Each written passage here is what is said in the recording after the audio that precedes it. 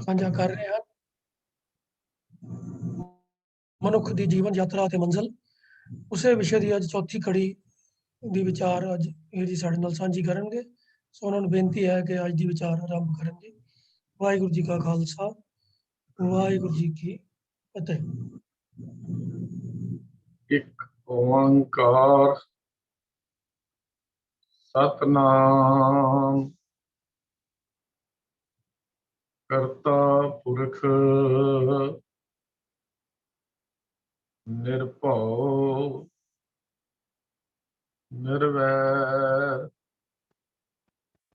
ਅਕਾਲ ਮੂਰਤ ਅਜੂਨੀ ਸੈਭੰ ਗੁਰ ਪ੍ਰਸਾਦ। ਵਾਹਿਗੁਰੂ ਵਾਹਿਗੁਰੂ ਵਾਹਿਗੁਰੂ ਵਾਹਿਗੁਰੂ ਵਾਹਿਗੁਰੂ ਵਾਹਿਗੁਰੂ ਜੀ ਕਾ ਖਾਲਸਾ, ਵਾਹਿਗੁਰੂ ਜੀ ਕੀ ਫਤਿਹ। ਸਨਮਾਨਯੋਗ ਗੁਰੂ ਸਵਾਰਿਓ, ਅੱਜ ਦੀ ਗੁਰਮਤਿ ਕਲਾਸ ਵਿੱਚ ਅਸੀਂ ਮਨੁੱਖ ਦੀ ਯਾਤਰਾ, ਮਨੁੱਖੀ ਯਾਤਰਾ ਦਾ ਅਗਲੀ ਕੜੀ ਵਿਚਾਰ ਕਰਾਂਗੇ। ਸ਼ੁਰੂਆਤ ਅਸੀਂ ਕੀਤੀ ਸੀ ਕਿ ਰੱਬ ਤੋਂ ਵਿਛੜ ਕੇ ਮਨੁੱਖ ਦੁਨੀਆ ਵਿੱਚ ਭਟਕਦਾ ਹੈ। ਇੱਕ ਮਿੰਟ ਜਰਾ ਹਰਜੀਤ ਸਿੰਘ ਜੀ ਪਲੀਜ਼, ਤੁਸੀਂ ਆਪਣੀ ਜਿਹੜੀ ਨਾ ਦੂਜਾ ਹੈਗਾ ਨਾ ਜਿੱਥੋਂ ਤੁਸੀਂ ਸਪੀਕਰ ਔਨ ਕੀਤਾ ਉਹ ਵਾਲੀ ਵੀਡੀਓ ਔਨ ਕਰ ਲਓ ਤੇ ਜਿਹੜੇ ਕੰਪਿਊਟਰ ਦੀ ਵੀਡੀਓ ਜਿਹੜੀ ਨਾ ਉਹ ਆਫ ਕਰ ਦਿਓ। ਆਵਾਜ਼ ਆ ਰਹੀ ਕੋਈ ਵਿੱਚੋਂ? ਜਿੱਥੋਂ ਆਵਾਜ਼ ਆ ਰਹੀ ਨਾ ਉੱਥੋਂ। ਵਾਹਿਗੁਰੂ ਜੀ ਕਾ ਖਾਲਸਾ, ਵਾਹਿਗੁਰੂ ਜੀ ਕੀ ਫਤਿਹ। ਸਨਮਾਨਯੋਗ ਗੁਰੂ ਸਵਾਰਿਓ, ਅੱਜ ਦੀ ਇਸ ਗੁਰਮਤਿ ਕਲਾਸ ਵਿੱਚ ਆਪ ਸਾਰਿਆਂ ਨੂੰ ਜੀ ਆਇਆਂ। ਪਿਛਲੇ ਕੁਝ ਹਫ਼ਤਿਆਂ ਤੋਂ ਅਸੀਂ ਇੱਕ ਸਬਜੈਕਟ ਵਿਸ਼ਾ ਸ਼ੁਰੂ ਕੀਤਾ ਸੀ, ਮਨੁੱਖੀ ਯਾਤਰਾ, ਜਿਹਦੇ ਵਿੱਚ ਅਸੀਂ ਵਿਚਾਰਾਂ ਕੀਤੀਆਂ ਸੀ ਕਿ ਅਕਾਲ ਪੁਰਖ ਵਾਹਿਗੁਰੂ ਤੋਂ ਵਿਛੜ ਕੇ ਮਨੁੱਖ ਦੁਨੀਆ ਵਿੱਚ ਭਟਕਦਾ ਹੈ। ਇਹਨਾਂ ਵਿੱਚੋਂ ਹੀ ਇਸ ਨੂੰ ਇੱਕ ਫਿਰ ਮਨੁੱਖਾ ਦੇਹੀ ਪ੍ਰਾਪਤ ਹੁੰਦੀ ਹੈ। ਮਨੁੱਖਾ ਦੇਹੀ ਦਾ ਪ੍ਰਯੋਜਨ ਉਸ ਭਟਕਣਾ ਨੂੰ ਖਤਮ ਕਰਨਾ ਹੈ।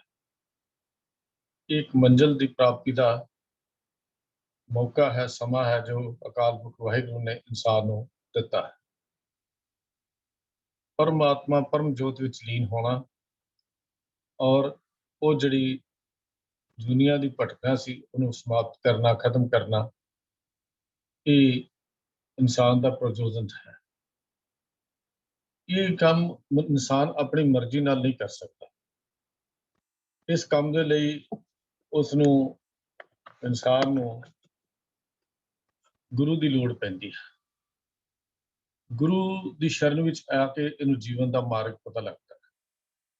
ਗੁਰੂ ਇਹਨੂੰ ਰਸਤਾ ਦਿਖਾਉਂਦਾ, ਗਿਆਨ ਦਾ ਚਾਨਣ ਗੁਰੂ ਬਖਸ਼ਿਸ਼ ਕਰਦਾ ਹੈ। ਗੁਰੂ ਕੋਲ ਗਿਆਨ ਹੈ, ਗੁਰੂ ਕੋਲ ਜੀਵਨ ਦਾ ਮਾਰਗ ਦਰਸ਼ਨ ਹੈ, ਗੁਰੂ ਜੀਵਨ ਦੀ ਸਫਲਤਾ ਹੈ, ਗੁਰੂ ਜੀਵਨ ਦਾ ਰਾਜ ਹੈ, ਗੁਰੂ ਜੀਵਨ ਨੂੰ ਇਨਸਾਨ ਨੂੰ ਪਰਮਾਤਮਾ ਤੱਕ ਪਹੁੰਚਾਉਣ ਦਾ ਇੱਕ ਸਾਧਨ ਹੈ। ਪਰ ਗੁਰੂ ਤੇ ਬਖਸ਼ੇ ਹੋਏ ਗਿਆਨ ਤੇ ਫਿਰ ਸਤਿਗੁਰ ਤੇ ਕਰਨੀ ਕਮਾਣੀ ਦੀ ਗੱਲ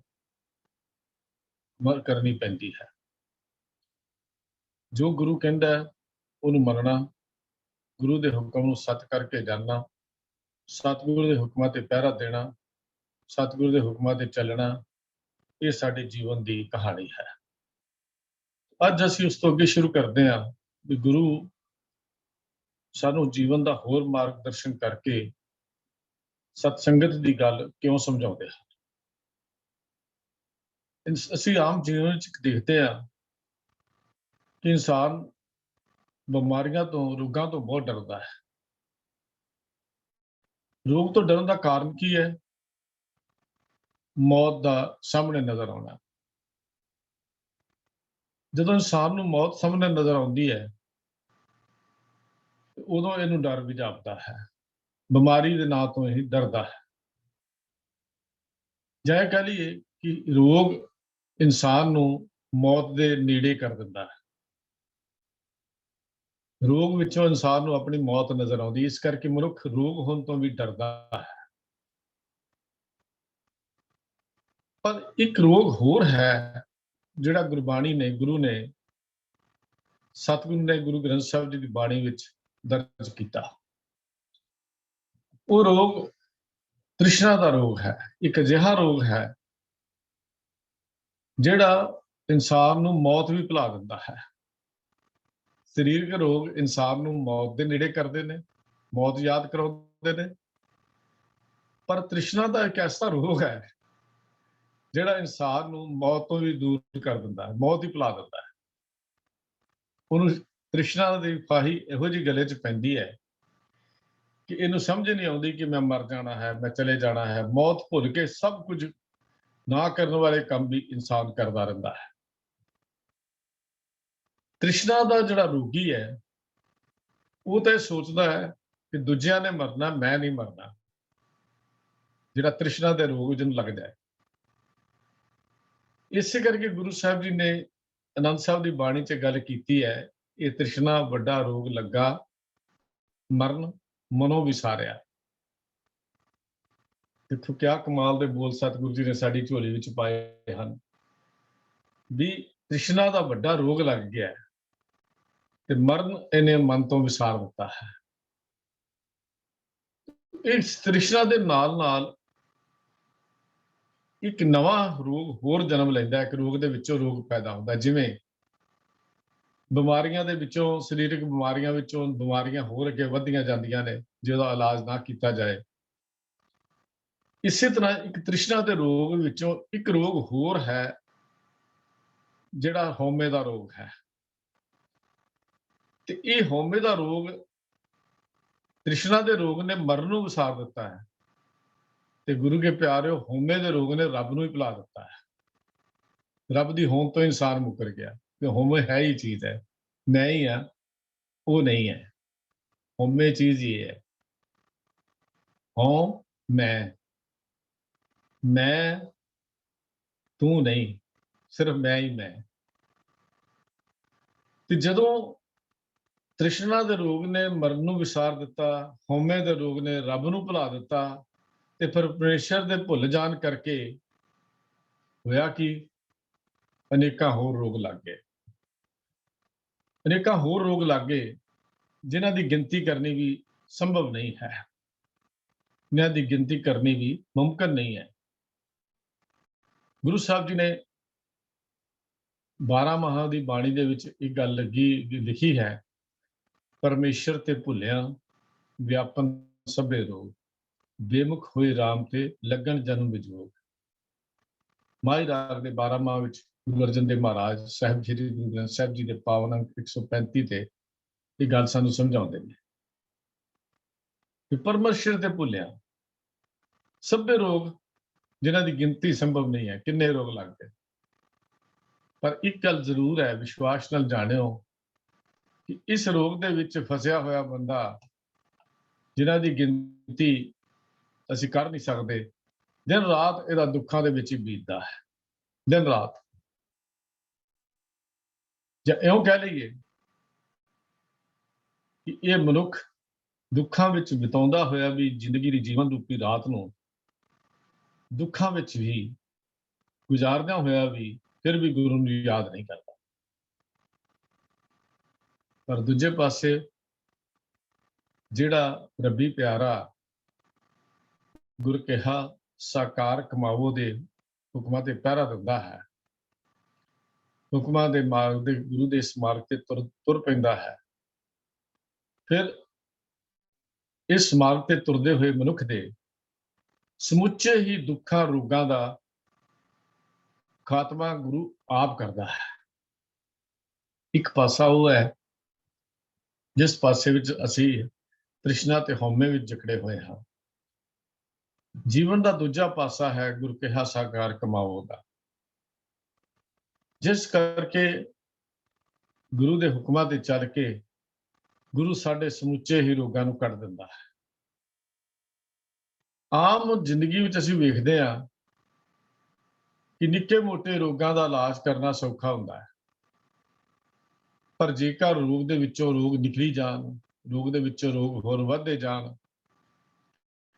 ਤਾਂ ਕਈ ਰੋਗ ਇਹੋ ਜਿਹੇ ਬਣ ਜਾਂਦੇ ਹਨ ਜਦੋਂ ਫਿਰ ਉਹਦਾ ਗੁਜ਼ਾਰਾ ਹਸਪੀਟਲ ਜਾ ਕੇ ਕਰਨਾ ਪੈਂਦਾ ਹੈ, ਉਹਦਾ ਇਲਾਜ ਫਿਰ ਹਸਪੀਟਲ 'ਚ ਦਾਖਲ ਕਰਾਇਆ ਜਾਂਦਾ ਹੈ।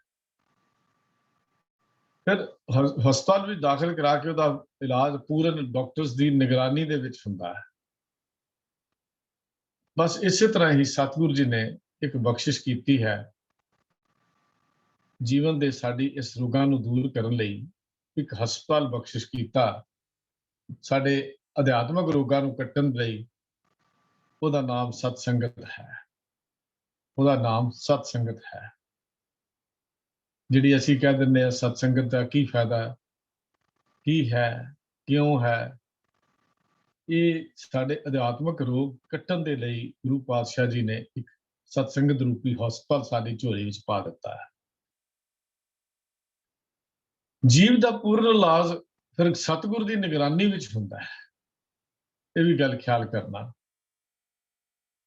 ਜਿੱਥੇ ਗੁਰੂ ਮੰਨਫੀ ਹੋ ਜਾਏ ਉਹ ਸਤਸੰਗਤ ਨਹੀਂ ਹੁੰਦੀ।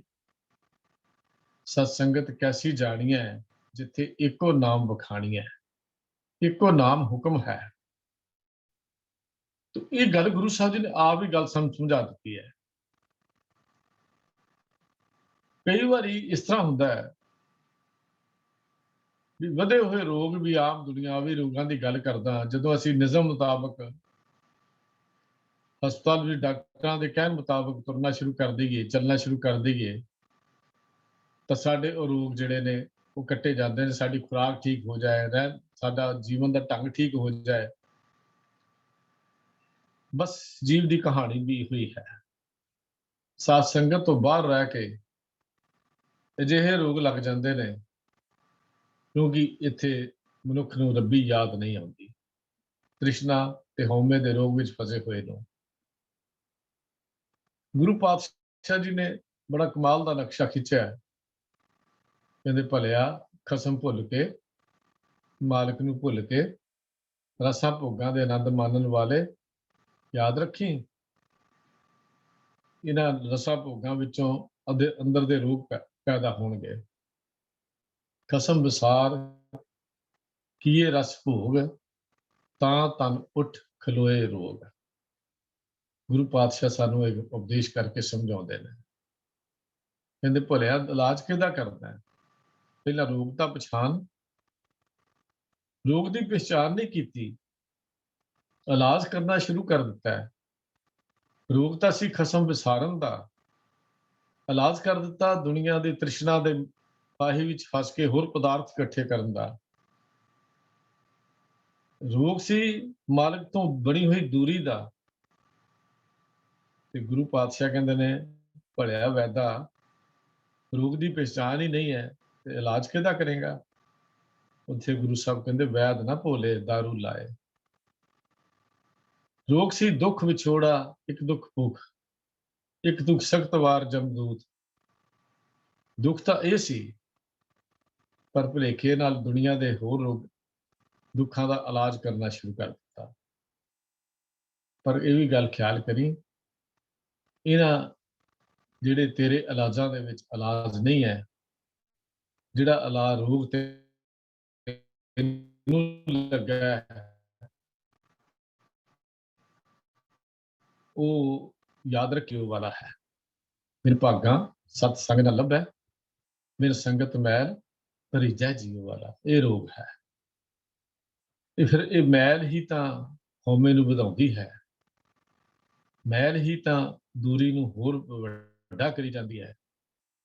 ये मैल ही तो संगत तो बिना लगी हुई मैल ही तो होर कुचील करी जाती है। ये लगी हुई मैल ही साडे ते गुरु दे विच दूरी बना दिंदी है। ये लगी हुई मैल ही जीवन यात्रा की मंजिल ते पहुंचण नहीं दिंदी।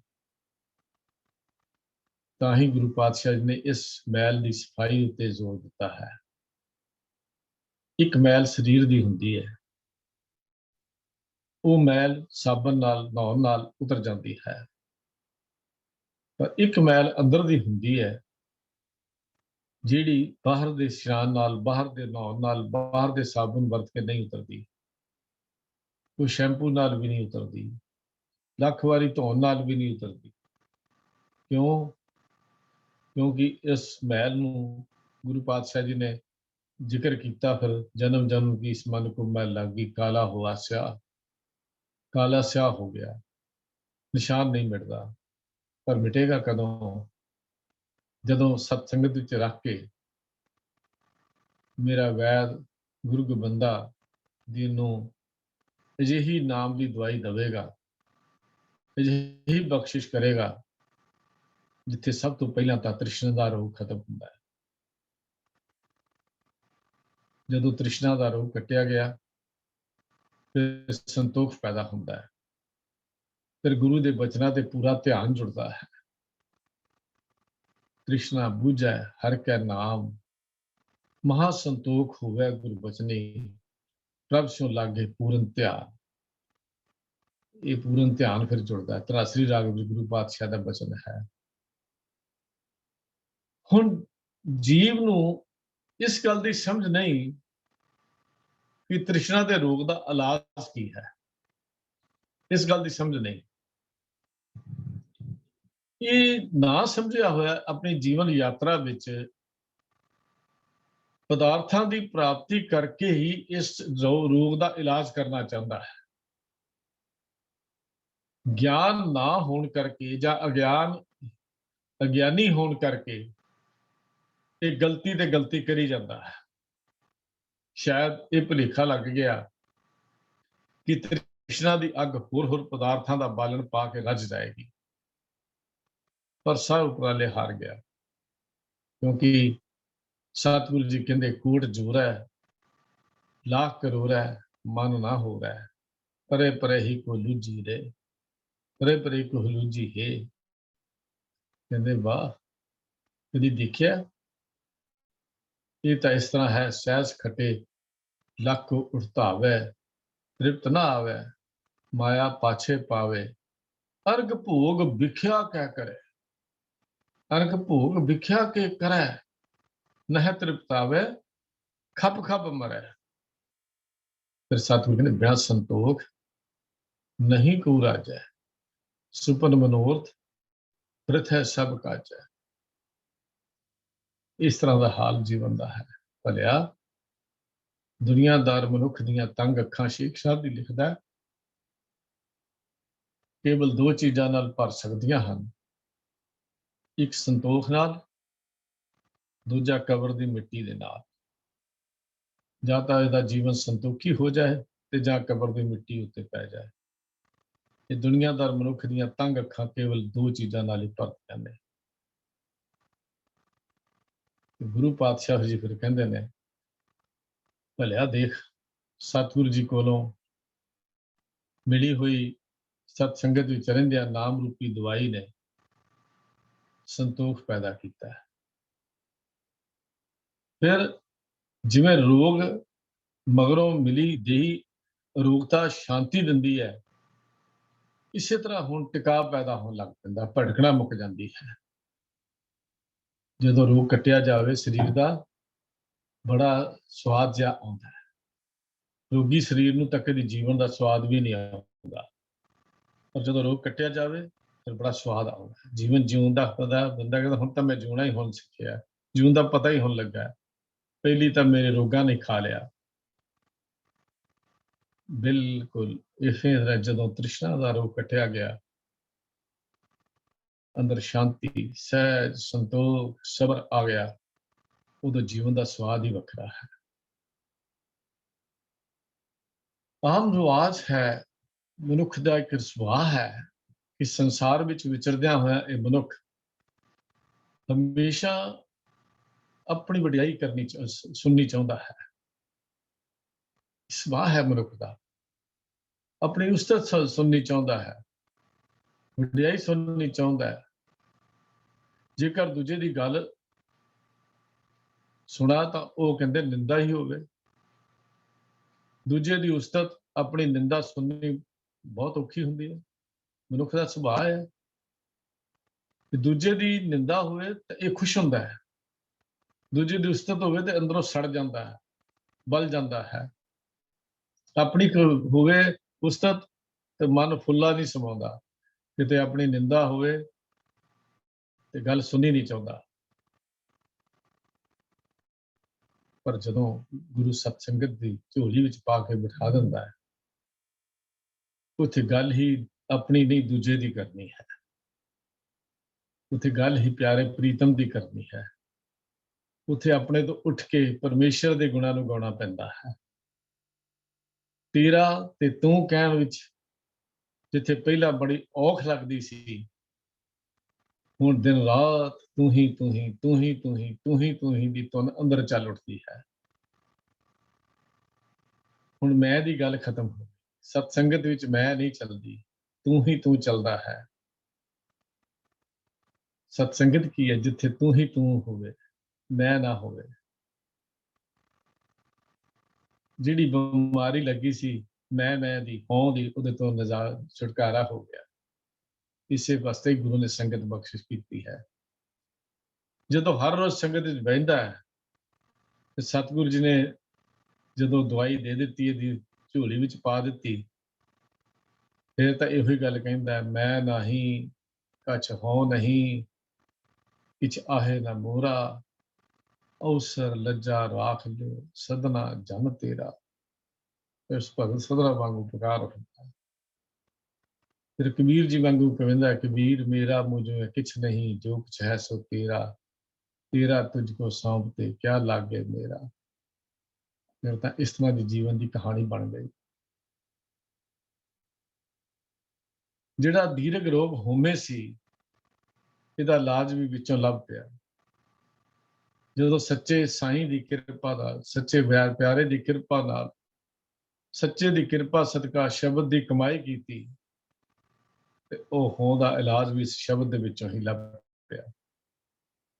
ਪਹਿਲਾਂ ਵੀ ਉਸ ਤੇ ਨਿੰਦਾ ਚੰਗੀ ਲੱਗਦੀ ਸੀ, ਪਰ ਫਰਕ ਇਤਨਾ ਸੀ, ਉਦੋਂ ਉਸਤਤ ਆਪਣੀ ਚੰਗੀ ਲੱਗਦੀ ਸੀ ਤੇ ਨਿੰਦਾ ਦੂਜੇ ਦੀ ਚੰਗੀ ਲੱਗਦੀ ਸੀ। ਪਰ ਹੁਣ ਉਸਤਤ ਆਪਣੀ ਨਹੀਂ, ਪਰਮੇਸ਼ਰ ਦੀ ਚੰਗੀ ਲੱਗਦੀ ਹੈ, ਪ੍ਰੀਤਮ ਦੀ ਚੰਗੀ ਲੱਗਦੀ ਹੈ, ਪਿਆਰੇ ਦੀ ਚੰਗੀ ਲੱਗਦੀ ਹੈ। ਹੁਣ ਤਾਂ ਇਹੋ ਹੀ ਗੱਲ ਕਹਿੰਦਾ ਹੈ, ਉਸਤਤ ਕਰੋ ਸਦਾ ਪ੍ਰਭ ਆਪਣੇ, ਜਿਨ ਪੂਰੀ ਕਲ ਰਾਖੀ, ਜੀ ਜੰਤ ਸਭ ਭੈ ਪਵਿੱਤਰਾ, ਸਤਿਗੁਰ ਕੀ ਸੱਚ ਸਾਖੀ। ਹੁਣ ਇਹੋ ਗੱਲ ਕਹਿੰਦਾ, ਉਹਦੀ ਉਸਤਤ ਕਰੋ ਜਿਹਨੇ ਮੇਰੀ ਇੱਜ਼ਤ ਰੱਖ ਲਈ, ਜਿਹਦੀ ਗੁਰੂ ਦੀ ਵਡਿਆਈ ਕਰੋ, ਜਿਹਨੇ ਮੈਨੂੰ ਜੀਵਨ ਦਾ ਮਾਰਗ ਦੱਸਿਆ।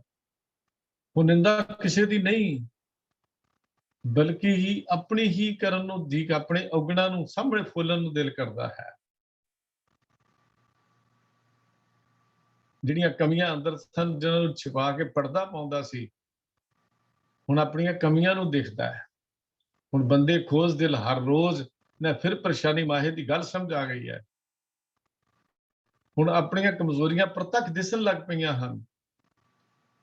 ਜਦੋਂ ਆਪਣੀਆਂ ਕਮਜ਼ੋਰੀਆਂ ਇਨਸਾਨ ਦੇਖ ਲੈਂਦਾ ਹੈ, ਉਦੋਂ ਕਹਿੰਦਾ, ਹਮ ਨਹੀਂ ਚੰਗੇ ਬੁਰਾ ਨਹੀਂ ਕੋਏ, ਪਰਵਤ ਨਾਨਕ ਤਾਰੇ ਸੋਏ। ਇਹੋ ਹੀ ਤਾਂ ਗੱਲ ਸਮਝਣ ਵਾਲੀ ਹੈ। ਇਹ ਗੱਲ ਸਤਿਗੁਰੂ ਦੇ ਸਤਸੰਗਤ ਰੂਪੀ ਹਸਪਤਾਲ ਵਿੱਚ ਜਾ ਕੇ ਸਮਝ ਆਉਂਦੀ ਹੈ, ਜਿੱਥੇ ਮਨੁੱਖ ਇਹ ਗੱਲ ਕਹਿੰਦਾ ਹੈ, ਕਮੀਆਂ ਮੇਰੀਆਂ ਹਨ, ਕਮਜ਼ੋਰੀਆਂ ਮੇਰੀਆਂ ਹਨ, ਜੀਵਨ ਦਾ ਢੰਗ ਮੇਰਾ ਨਹੀਂ ਠੀਕ। ਇੱਥੇ ਫਿਰ ਜਦੋਂ ਸੱਜਣ ਨੂੰ ਗੁਰੂ ਨਾਨਕ ਨੇ ਸ਼ਬਦ ਸੁਣਾਇਆ, ਪਾਤਸ਼ਾਹ ਨੇ, ਉਜਲ ਕਹਿਹਾਂ ਚਿਟਕਲਾਂ ਘੋਟਮ ਕਲੜੀ ਮਸ, ਤੇ ਜਦੋਂ ਪੜ੍ਹਿਆ ਨਾ, ਸੱਜਣ ਸਹੀ ਨਾਲ ਮੈਂ ਚਲਦਿਆਂ ਨਾਲ ਚਲਨ, ਜਿੱਥੇ ਲੇਖਾ ਮੰਗੀ ਹੈ ਤਿੱਥੇ ਖੜੇ ਦਸਨ। ਤੇ ਗੁਰੂ ਨਾਨਕ ਦੇ ਚਰਨਾਂ ਤੇ ਟਿਕ ਕੇ ਕਹਿਣ ਲੱਗਾ, ਪਾਤਸ਼ਾਹ ਇਹ ਕਹਿਣ ਦੇ ਭਾਂਡੇ ਵਾਂਗੂ ਮੈਂ ਹੀ ਹਾਂ, ਜਿਹੜਾ ਬਾਹਰੋਂ ਤਾਂ ਬੜਾ ਚਮਕਦਾ ਸੀ, ਪਰ ਅੰਦਰ ਕਾਰਖਾਨਾ ਭਰੀ ਹੋਈ ਹੈ। ਕਹਿਣ ਦੇ ਭਾਂਡੇ ਨੂੰ ਜਿੰਨਾ ਮਰਜ਼ੀ ਸਾਫ਼ ਕਰ ਲਓ, ਅੰਦਰ ਉਂਗਲ ਫੇਰੋ ਤੇ ਕਾਲਖ ਲੱਗ ਜਾਏਗੀ। ਬਸ ਪਾਤਸ਼ਾਹ ਬਾਹਰੋਂ ਹੀ ਚਮਕਣ ਵਾਲਾ ਸਾਂ, ਸੱਜਣ ਸੱਜਣ ਕਹਾਉਂਦਾ ਸਾਂ, ਪਰ ਹੈ ਤਾਂ ਬਿਰਤੀ ਥੱਕਦੀ ਸੀ। सिमल दे रुख वर्गा मैं ही हाँ, जिथे लोग आउंदे सन मेरे धर्मशाला नूं देख के, मेरे चोले नूं देख के, मेरे बस्तरां नूं देख के, पर गला घुट के मारन वाला भी पापी मैं ही हाँ। पातशाह मैं उस उच्ची इमारत वर्गा खूबसूरत चित्रकारी सोहनी इमारत वर्गा हाँ, जिहदी चित्रकारी हुई बहुत खूबसूरत लगती है, चारे पासियां तो जिन्हों चितरिया होया है, पर अंदरों खाली रहन वाला कोई भी नहीं है। मैं बाहरों खूबसूरती है, अंदर मेरे बाहरले लिबास वाला कोई भी गुण नहीं है। कौन कह उठता ਜਦੋਂ ਆਪਣੀਆਂ ਕਮਜ਼ੋਰੀਆਂ ਦਾ ਅਹਿਸਾਸ ਗੁਰੂ ਸਤਸੰਗਤ ਵਿੱਚ ਬਿਠਾ ਕੇ ਕਰਾ ਦਿੰਦਾ ਹੈ, ਉਦੋਂ ਅੰਦਰੋਂ ਆਵਾਜ਼ ਨਿਕਲਦੀ ਹੈ, ਉਦੋਂ ਅੰਦਰੋਂ ਆਵਾਜ਼ ਆਉਂਦੀ ਹੈ, ਹਮ ਨਹੀਂ ਚੰਗੇ ਬੁਰਾ ਨਹੀਂ ਕੋਏ। ਉਦੋਂ ਫਿਰ ਇਹੋ ਹੀ ਆਵਾਜ਼ ਅੰਦਰੋਂ ਪੈਦਾ ਹੁੰਦੀ ਹੈ। ਫਿਰ ਜਦੋਂ ਇਹ ਆਵਾਜ਼ ਆਉਂਦੀ ਹੈ, ਫਿਰ ਗੁਰੂ ਦੀ ਕਿਰਪਾ ਹੁੰਦੀ, ਰੋਗ ਤੇ ਹਉਮੈ ਦੇ ਰੋਗ ਤੋਂ ਖਲਾਸੀ ਹੋ ਗਈ। ਬਸ ਫਿਰ ਮੈਂ ਨਹੀਂ प्रभ सब कुछ तेरा, मैं नहीं प्रभ सब कुछ तेरा, बस यो ही कहने लग गया। फिर तो तू करता तू हुआ, मुझ में रहा ना हूं। जब आपा पर का मिट गया, जत देख तत तू दी अवस्था ते जा पहुंचा। ਜਿਹੜੇ ਦੋ ਭਿਆਨਕ ਰੋਗ ਇਨਸਾਨ ਨੂੰ ਲੱਗੇ ਹੋਏ ਸਨ, ਜਿਹਨਾਂ ਨਾਲ ਪ੍ਰਭੂ ਨੂੰ ਯਾਦ ਹੀ ਨਹੀਂ ਸੀ ਆਉਂਦਾ, ਜਾਂ ਪ੍ਰਭੂ ਨੂੰ ਯਾਦ ਹੀ ਨਹੀਂ ਸੀ ਆਉਣ ਦਿੰਦੇ, ਉਹ ਰੋਗ ਦੋਨੇ ਹੀ ਮੁੱਕ ਗਏ। ਹੁਣ ਪਿਆਰੇ ਦੀ ਯਾਦ ਹਿਰਦੇ 'ਚ ਆ ਵਸ ਗਈ। ਜਿਹੜੇ ਬਾਕੀ ਪ੍ਰੀਤਮ ਦੀ ਯਾਦ ਵਸਣ ਨਾਲ ਜਿਹੜੇ ਛੋਟੇ ਮੋਟੇ ਹੋਰ ਵੀ ਰੋਗ ਸਨ, ਇਹਨਾਂ ਦੇ ਚੇਲੇ ਉਹ ਸਾਰੇ ਆਪਣੇ ਆਪ ਵਿੱਚ ਵਿੰਸਦੇ ਗਏ, ਦੂਰ ਹੁੰਦੇ ਗਏ। ਅੱਗੇ ਤਾਂ ਪਰਾਈ ਤਾਤ ਈਰਖਾ ਹਮੇਸ਼ਾ ਅੰਦਰ ਸਾੜਦੀ ਸੀ, ਪਰ ਹੁਣ ਪਿਆਰੇ ਸਤਸੰਗਤ ਦੇ ਰੂਪੀ ਇਸ ਸਾਗਰ ਵਿੱਚ, ਇਸ ਹਸਪਤਾਲ ਵਿੱਚ ਬੈਠ ਕੇ ਇਸ ਸਾਰੇ ਰੋਗਾਂ ਤੋਂ ਖਲਾਸੀ ਮਿਲ ਗਈ। ਹੁਣ ਤਾਂ ਇਹੋ ਹੀ ਗੱਲ ਕਹਿੰਦਾ, ਐ ਰਖਵਾਦ ਨਾ ਕੀਜੇ ਰੇ ਮਨ, ਸੁਕ੍ਰਿਤ ਕਰ ਕਰ ਰੇ ਮਨ। ਹੁਣ ਪਹਿਲਾਂ ਦੀ ਅਵਸਥਾ ਹੋਰ ਸੀ, ਪਰ ਹੁਣ ਤਾਂ ਕਹਿੰਦਾ ਬਿਸਰ ਗਈ ਸਭ ਤਾਤ ਪਰਾਈ, ਜਬ ਤੇ ਸਾਧ ਸੰਗਤ ਮੋਹ ਪਾਈ। ਨਾ ਕੋ ਬੈਰੀ ਨਹੀਂ ਬਿਗਾਨਾ, ਸਗਲ ਸੰਗ ਹਮਕੋ ਬਣੇ ਆਈ। ਹੁਣ ਇਹ ਆਵਾਜ਼ ਕਹਿੰਦਾ ਆ ਕੇ ਸ਼ਿਕਾਇਤ ਕੀਤੀ, ਪਾਤਸ਼ਾਹ ਅਸੀਂ ਜ਼ਖਮੀ ਕਰਦੇ ਹਾਂ ਦੁਸ਼ਮਣ ਨੂੰ, ਜੰਗ ਦੇ ਮੈਦਾਨ ਵਿੱਚ ਥੱਲੇ ਸੁੱਟ ਦਿੰਦੇ ਆ, ਪਰ ਇਹ ਤੁਹਾਡਾ ਇੱਕ ਸਿੱਖ ਉਹਨਾਂ ਨੂੰ ਪਾਣੀ ਪਿਲਾ ਕੇ ਫਿਰ ਸਾਡੇ ਨਾਲ ਲੜਨ ਲਈ ਖੜੇ ਕਰੀ ਜਾਂਦਾ ਹੈ। ਗੁਰੂ ਗੋਬਿੰਦ ਸਿੰਘ ਪਾਤਸ਼ਾਹ ਕਲਗੀਆਂ ਵਾਲੇ ਪਿਤਾ ਨੇ ਭਾਈ ਕਨ੍ਹਈਆ ਨੂੰ ਬੁਲਾਇਆ, ਪੁੱਛਿਆ ਭਾਈ ਕਨ੍ਹਈਆ ਜੀ ਇਹ ਕੀ ਕਹਿੰਦੇ ਨੇ?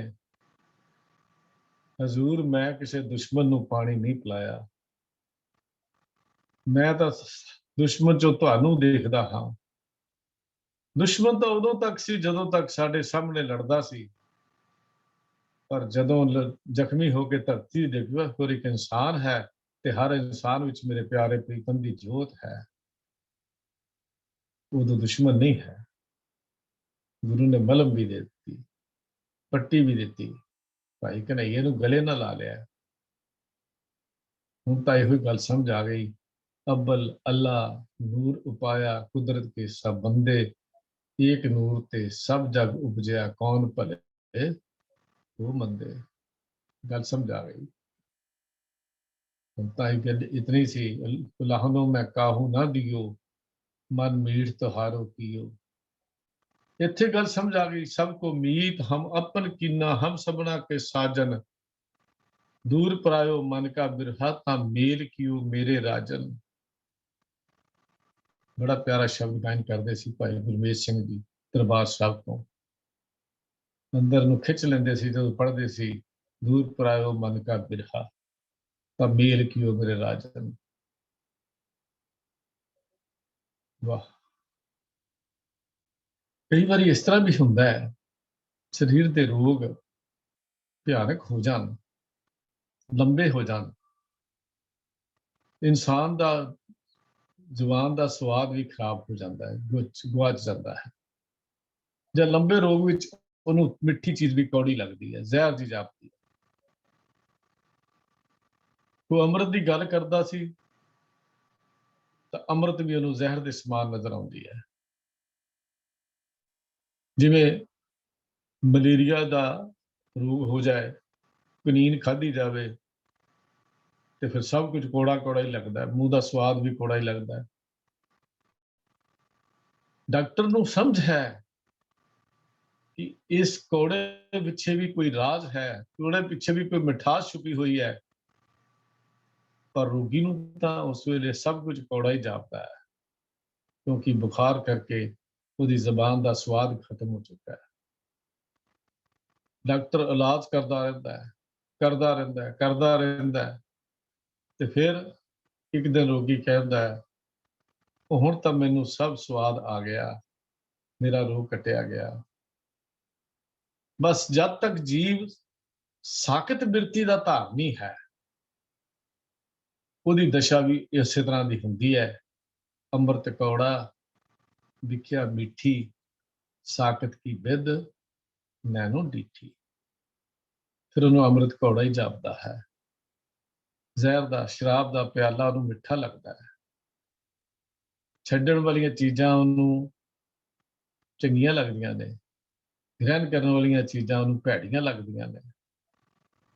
ਪਰ ਜਿੱਤੇ ਕਿਤੇ ਸਤਿਗੁਰੂ ਨੇ, ਮੇਰੇ ਗੁਰੂ ਵੈਦ ਨੇ ਸਤ ਸੰਗਤ ਦੀ ਬਖਸ਼ਿਸ਼ ਕਰ ਦਿੱਤੀ, ਸਾਧ ਸੰਗ ਮਨ ਸੋਵਤ ਜਾਗੇ, ਤਬ ਪ੍ਰਭ ਨਾਨਕ ਮਿੱਠੇ ਲਾਗੇ। ਤਾਂ ਇਸ ਤਰ੍ਹਾਂ संत संग अंतर प्रभ डिठा, नाम प्रभु कहा लागा मीठा। मेरे प्यारे का नाम मिठा लगन लग गया, मेरे पीरन दे प्रीतम दी गल्लां चंगियां लगन लग पईयां, प्रीतम दे देश दे विच मैनूं सोहना लगन लग पिया। हुण प्रीतम दे नाम दा रस जदों आया, दुनिया दे रसां कसां दी गुलामी छड़ दित्ती, आजाद हो गया, बंधना तो छुटकारा हो गया। ऐसा परमेश्वर का नाम रस आ वसिया, उन्हें फिर एक गल कह दी, दारा रस निरस कर जानिया, हुए निरस सो रस पहचानिया, ये रस छाड़े ओ रस आवा, ओ रस पिया ये रस नहीं पावा। फिर उस रस दी गल्लां करता है। कौन? जिसने पी लिया, जिसने रस का स्वाद देख लिया, जिसने उस रस ਨੂੰ ਚੱਖ ਲਿਆ। ਜਿਹੜੀ ਰਸਨਾ ਅੰਨ ਰਸ ਰਾਚ ਰਹੀ ਸੀ, ਜਿਹਦੀ ਪਿਆਸ ਨਹੀਂ ਸੀ ਮੁੱਕਦੀ, ਉਹ ਰਸਨਾ ਹੁਣ ਪਿਆਰੇ ਦੇ ਰਸ ਵਿੱਚ ਰੰਗੀ ਗਈ ਹੈ। ਰੰਗੀ ਦੇ ਜੇਬਾ ਹਰ ਕੇ ਨਾਏ, ਹਰੀ ਦੇ ਨਾਮ ਵਿੱਚ ਰੰਗੀ ਗਈ।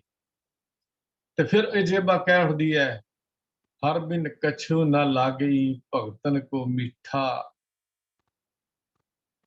ਆਨ ਸਵਾਦ ਸਾ ਫੀਕਿਆ ਕਰਨ ਨੋ ਰੀਠਾ। ਹੁਣ ਕਿਤੇ ਮੈਂ ਨਿਰਣਾ ਕਰਕੇ ਦੇਖ ਲਿਆ, ਹੁਣ ਫੈਸਲਾ ਕਰਕੇ ਦੇਖ ਲਿਆ ਹੈ, ਹੋਰ ਕੋਈ ਸਵਾਦ ਹੁਣ ਚੰਗਾ ਨਹੀਂ ਲੱਗਦਾ, ਹੁਣ ਕੇਵਲ ਇੱਕੋ ਸਵਾਦ ਚੰਗਾ ਲੱਗਦਾ ਹੈ। ਨਿਰਣਾ ਹੋ ਗਿਆ, ਫੈਸਲਾ ਹੋ ਗਿਆ।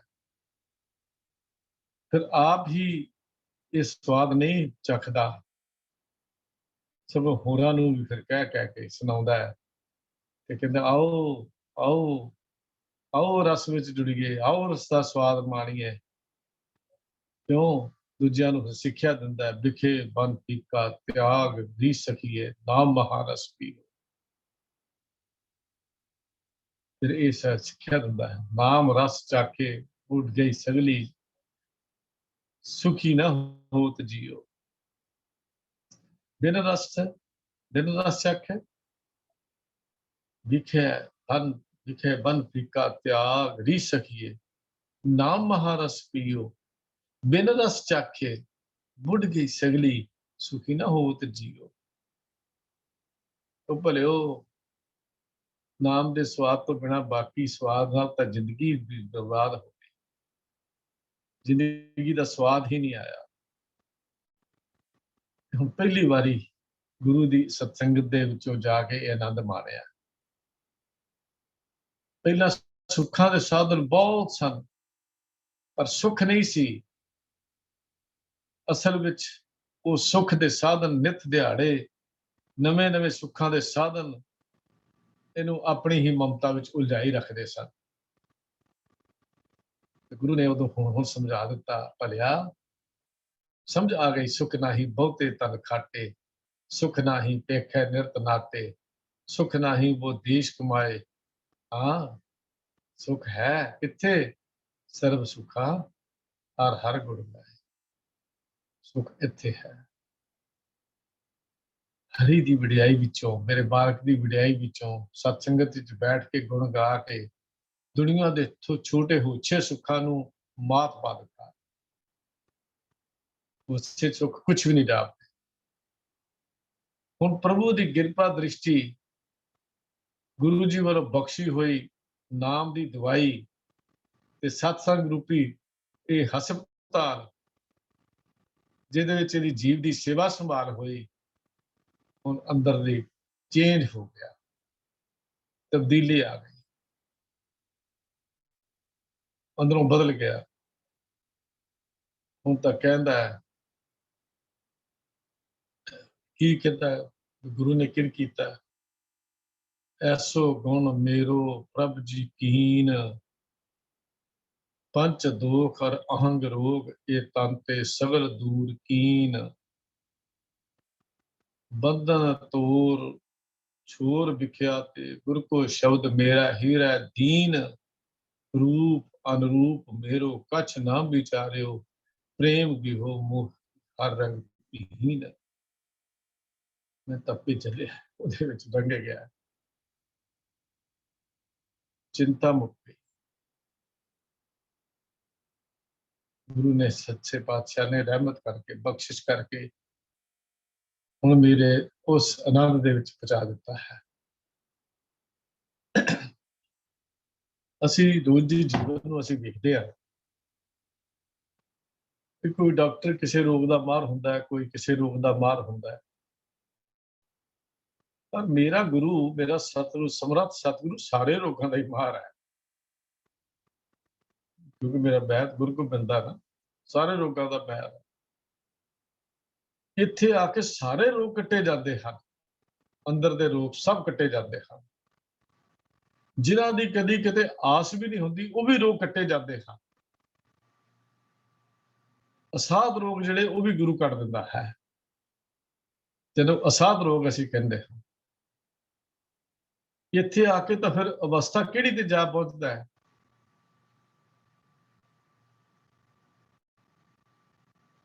ਪਿੰਗਲ ਪਰਬਤ ਪਾਰ ਪਰੇ ਖਲ ਚਤਰ ਬਕੀਤਾ, ਔਂਦਲੇ ਤ੍ਰਿਪਵਨ ਸੂਝਿਆ ਗੁਰ ਭੇਟ ਪਨੀਤਾ, ਮਹਿਮਾ ਸਾਧੂ ਸੰਗ ਕੀ ਸੁਣੋ ਮੇਰੇ ਮੀਤਾ, ਮੈਲ ਖੋਈ ਕੋਟ ਅਗ ਹਰੇ ਨਿਰਮਲ ਪਏ ਚੀਤਾ। ਇਹ ਤਾਂ ਇਸ ਅਵਸਥਾ ਤੇ ਜਾ ਪਹੁੰਚਦਾ ਹੈ। ਪਿੰਗਲ ਪਰਬਤ ਪਾਰ ਪਰੇ, ਕਦੀ ਪਿੰਗਲਾ ਪਹਾੜ ਤੇ ਚੜ ਸਕਦਾ ਸੀ, ਕਦੀ ਮੂਰਖ ਭਗਤਾ ਬਣ ਸਕਦਾ ਸੀ, ਪਰ ਗੁਰੂ ਐਸਾ ਗਿਆਨ ਦਾ ਬਖਸ਼ਦਾ। ਪਿੰਗਲ ਦਾ ਮਤਲਬ ਇਹ ਨਹੀਂ ਪਾਮੋ ਤੇ ਪਿੰਗਲ ਪਿਆ, ਇਹ ਨਹੀਂ ਪੈਰ ਕੱਟੇ ਗਏ, ਪੈਰ ਮਾੜੇ ਪਾਸੇ ਚੱਲਦੇ ਹੀ ਨਹੀਂ। ਹੁਣ ਪੈਰ ਤਾਂ ਗੁਰੂ ਦੇ ਸੀ, ਮਾਰਗ ਤੇ ਤੁਰਦੇ ਨੇ, ਪੈਰ ਤਾਂ ਉਧਰ ਹੀ ਤੁਰਦੇ ਨੇ। ਹੁਣ ਹੋਇਆ ਕੀ, ਸਤ ਸੰਗਤ ਵਿੱਚ ਇਸ ਤਰ੍ਹਾਂ ਫਿਰ ਦੇਹ ਰੂਪਤਾ, ਆਪਣੇ ਅੰਦਰ ਦੀ ਰੂਪਤਾ ਨੂੰ ਪ੍ਰਾਪਤ ਕਰਕੇ ਦੁਨੀਆ ਦੇ ਬੰਧਨਾਂ ਤੇ ਵਿਕਾਰਾਂ ਦੀ ਪਕੜ ਚੋਂ ਨਿਕਲ ਕੇ ਅਗਲੇ ਸਫ਼ਰ ਲਈ ਸਤਿਗੁਰੂ ਜੀ ਨੇ ਬਖਸ਼ਿਸ਼ ਨਾਲ ਉਂਗਲ ਫੜ ਲਈ, ਗੁਰੂ ਦੀ ਉਂਗਲ ਫੜ ਲਈ। ਤੁਰਦਾ ਤੁਰਦਾ ਸੋਚ ਦੀ ਲੜੀ ਵੀ ਨਾਲ ਨਾਲ ਲਾਈ ਜਾ ਰਿਹਾ ਹੈ। ਸੰਸਾਰ ਵਿੱਚ ਕਈ ਤਰ੍ਹਾਂ ਦੇ ਮਾਇਆ ਦਾ دیਵਾਨਾ ਹੋ ਕੇ ਸੱਚ ਦੀ ਪਛਾਣ ਤੋਂ ਖਾਲੀ ਰਹਿ ਜਾਂਦਾ ਹੈ, ਪਰ ਸਤ ਸੰਗਤ ਤੇ ਸਤਿਗੁਰੂ ਜੀ ਤੋਂ ਬਿਨਾਂ ਪਰਮ ਸੁੱਖ ਕੋਈ ਨਹੀਂ ਦੇ ਸਕਦਾ। ਹੁਣ ਇਹ ਵਿਚਾਰ ਅੰਦਰ ਆਉਂਦੇ ਨੇ, ਵਾਹ, ਜਦੋਂ ਪਿਛਲੇ ਨੂੰ ਸੋਚਦਾ ਨਾ, ਆਪਣੇ ਪਿਛਲੇ ਨੂੰ ਸੋਚਦਾ ਹੈ, ਪਰਮ ਸੁੱਖ ਨਹੀਂ ਸੀ ਮਿਲਿਆ, ਮੈਂ ਬੜਾ ਕੁਝ ਕੀਤਾ, बहुत कुछ देख लिया, पैसा दौलत हर चीज, पर अंदर एक सहज सबर नहीं सी आया। पर जदों गुरु दी ਉਂਗਲ ਫੜ ਲਈ, ਇਉਂ ਲੱਗਾ ਜਿਵੇਂ ਕਿਸੇ ਕੈਦ ਵਿੱਚੋਂ ਨਿਕਲ ਕੇ ਕੈਦੀ ਰਿਹਾ ਹੋ ਜਾਂਦਾ ਹੈ।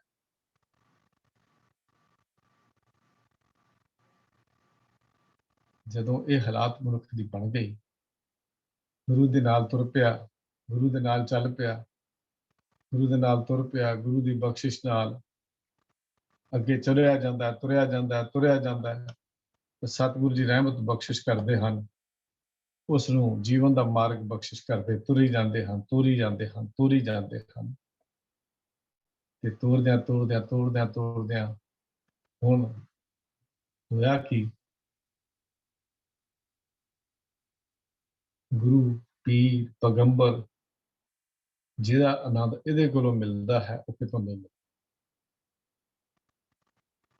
ਪਰ ਕੇਵਲ ਆਨੰਦ ਦੁਨੀਆ ਸੰਸਾਰ ਦਾ ਨਹੀਂ, ਇਹ ਮੇਰਾ ਸਤਿਗੁਰੂ ਤਾਂ ਸਤ ਸੰਗਤ ਦੇ ਸਰੋਵਰ ਵਿੱਚ ਬਿਠਾ ਕੇ ਸਦੀਵ ਮੁਕਤ ਕਰ ਦਿੰਦਾ ਹੈ। ਉਹ ਹੈ ਬੰਧਨ ਤੋੜ ਬੁਲਾਵੇ ਰਾਮ, ਮਨ ਮੈਂ ਲਾਗੇ ਸਾਥ ਧਿਆਨ, ਮਿਟੇ ਕਲੇਸ਼ ਸੁਖੀ ਹੋਏ ਰਹੀ ਹੈ, ਐਸਾ ਦਾਤਾ ਸਤਿਗੁਰ ਕੀ ਹੈ।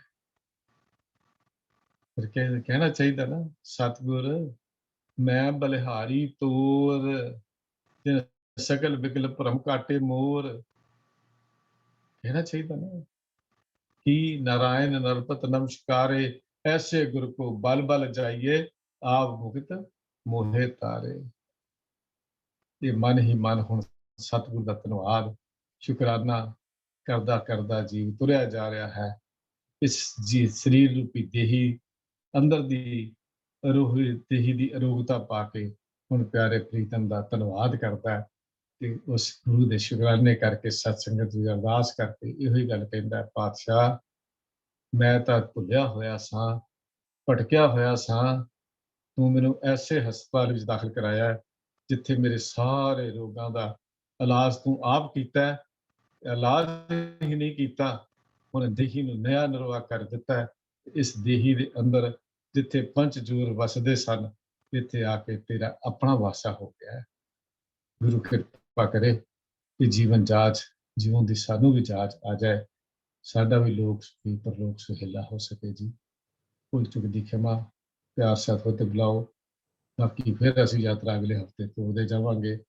ਪਿਆਰ ਸਾਥ ਤੇ ਬੁਲਾਓ। ਵਾਹਿਗੁਰੂ ਜੀ ਕਾ ਖਾਲਸਾ, ਵਾਹਿਗੁਰੂ ਜੀ ਕੀ ਵਾਹਿਗੁਰੂ ਫਤਿਹ। ਜੀ ਕੀ ਫਤਿਹ।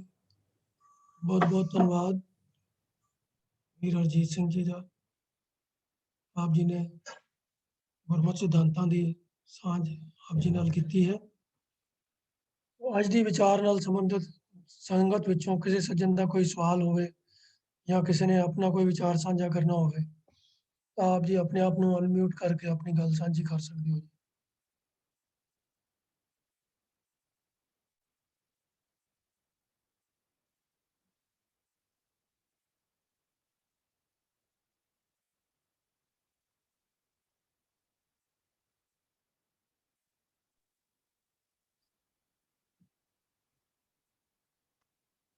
ਹਾਂਜੀ, ਕਿਸੇ ਦਾ ਅਗਰ ਜੇ ਕੋਈ ਸਵਾਲ ਨਹੀਂ ਹੈ ਤੇ ਫਿਰ ਅਗਲੀ ਅਨਾਉਂਸਮੈਂਟ ਕਰਕੇ ਅਸੀਂ ਕਲਾਸ ਦੀ ਸਮਾਪਤੀ ਕਰਾਂਗੇ ਜੀ। ਕੱਲ ਤੋਂ ਨਵੀਂ ਬਾਣੀ ਵਿਚਾਰ ਵਾਸਤੇ ਆਰੰਭ ਕੀਤੀ ਜਾ ਰਹੀ। ਹਾਂਜੀ, ਇੱਕ ਮਨਜਿੰਦਰ ਕੌਰ ਜੀ ਦੀ ਸ਼ਾਇਦ ਕੁਝ ਗੱਲ ਕਰਨੀ। ਹਾਂਜੀ, ਮਨਜਿੰਦਰ ਕੌਰ ਜੀ ਕੁਝ ਕਹਿਣਾ ਚਾਹ ਰਹੇ?